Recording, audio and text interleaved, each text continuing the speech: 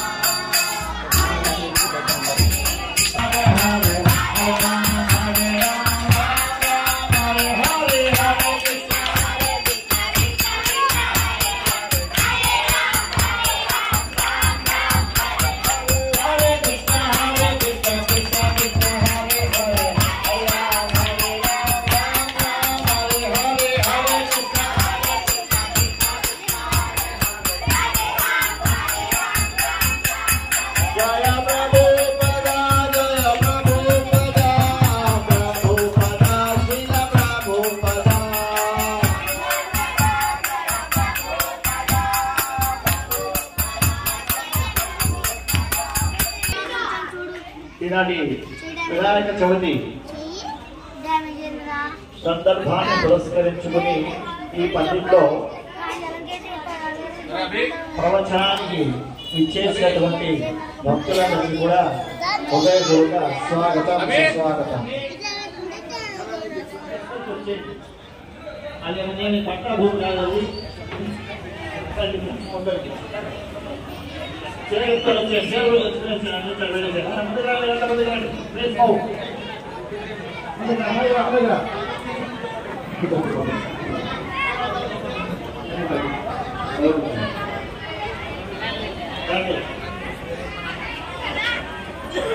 పిల్లలు వినాలి, పెద్దవాళ్ళు కూడా వినాలి.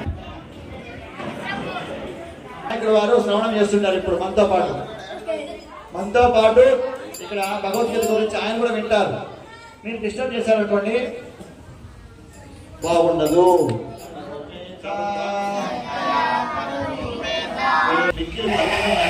నేను భావించను.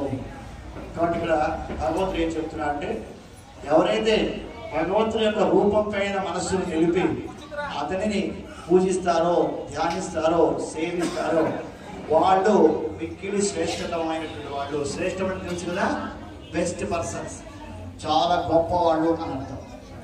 సో మన ఉద్దేశంలో గొప్పదనం అంటే డబ్బులు ఉండడము, మంచి పదం ఉండడము, ఎక్కువ ఆస్తి ఉండడము, ఇలాగ మనం అనుకుంటూ ఉంటాం. ఓకే,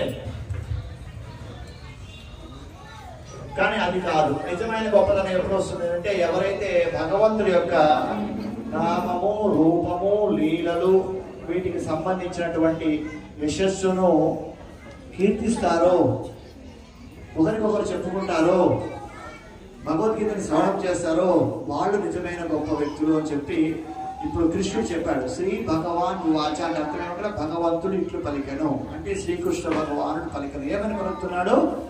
ఈ పనులు, ఇప్పుడు నేను చెప్పిన పనులు చేసే వాళ్ళే గొప్పవాళ్ళు, మిగతా అది నిజమైన గొప్పదనం కాదు, తాత్కాలికమైనటువంటిది. ఆ రాజ్యంలో రాజు, ప్రజలు అందరూ ఉన్నారు. రాజు మంచి, కానీ ఆయనకి ఆధ్యాత్మికత లేదు.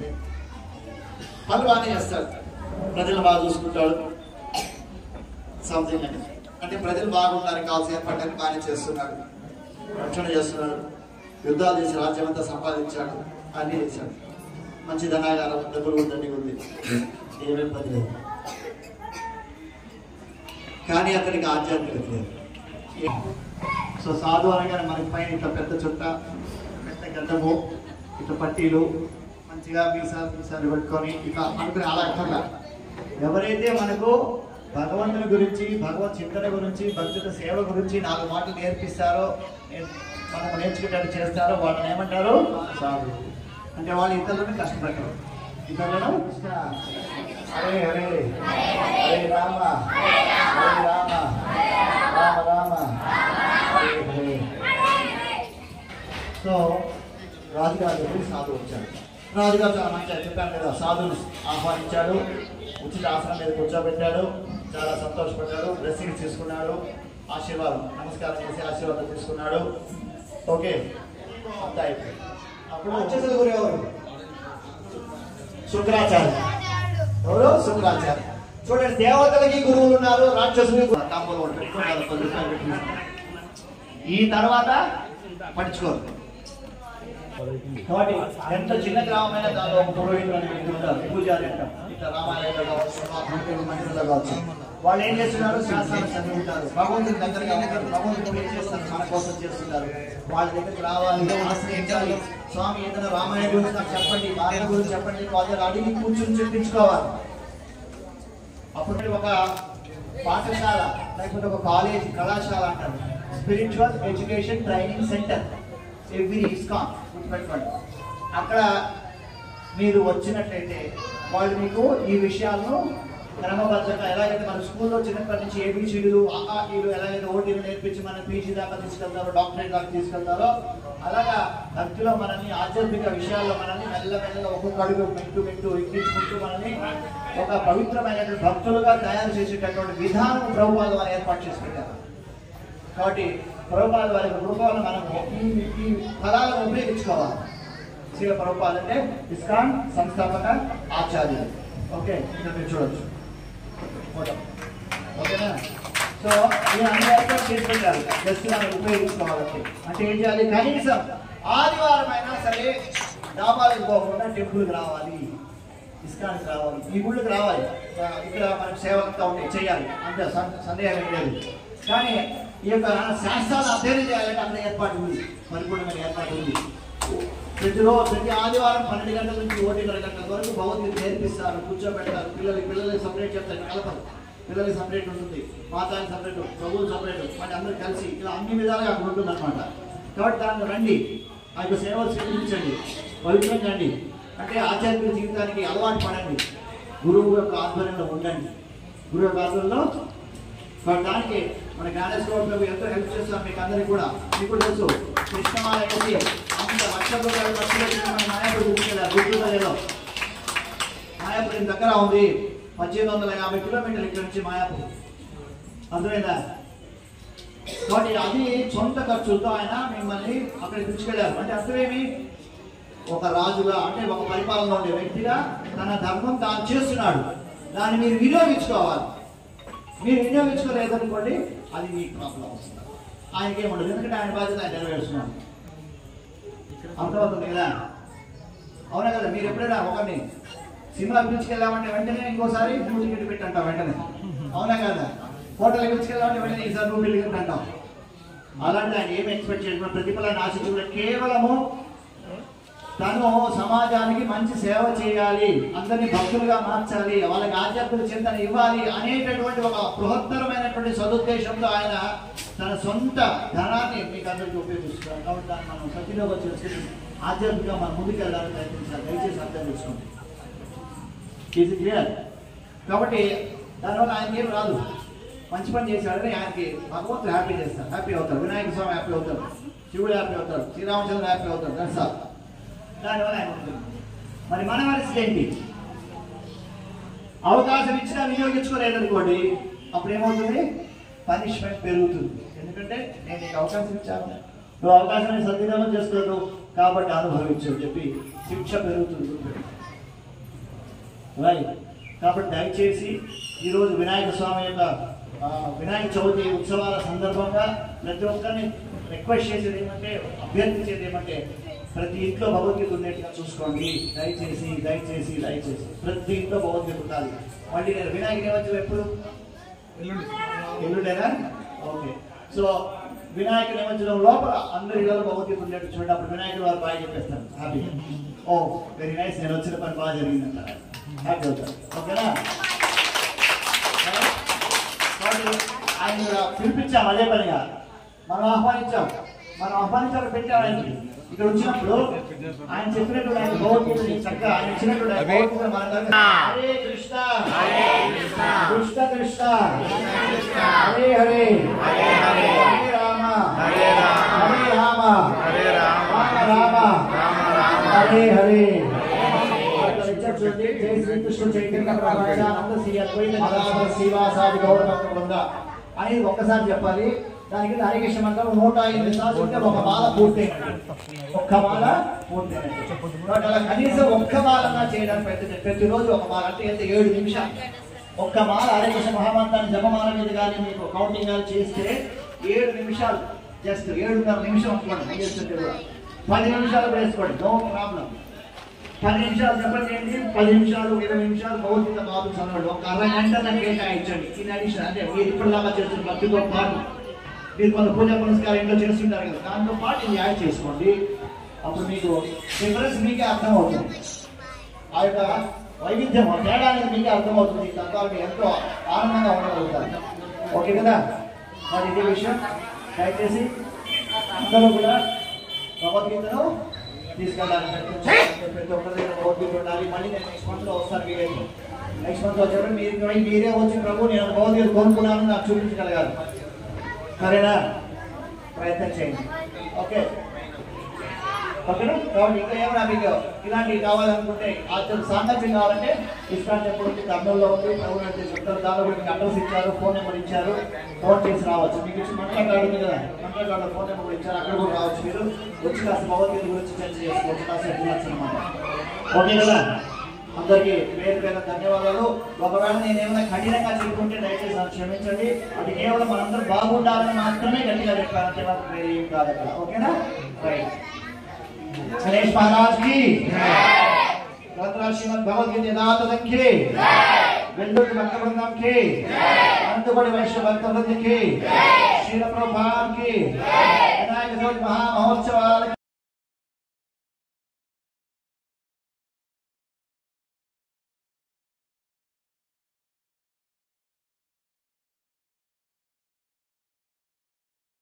ఎవరని పొద్దున కడతారు. ఏమి ఇప్పుడు ఇక్కడ కార్యక్రమం ఉంది కదా, ప్రసాదము పెడదామా?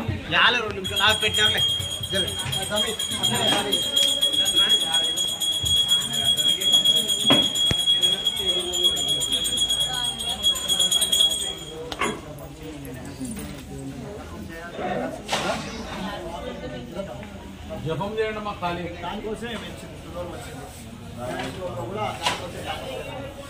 జపం చేసా సార్, అన్ని ఆయనే రోటిస్తాడు.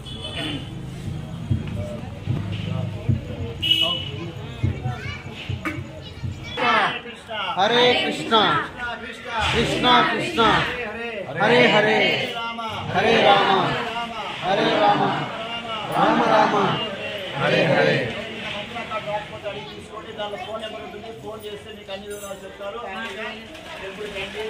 ఇస్తాం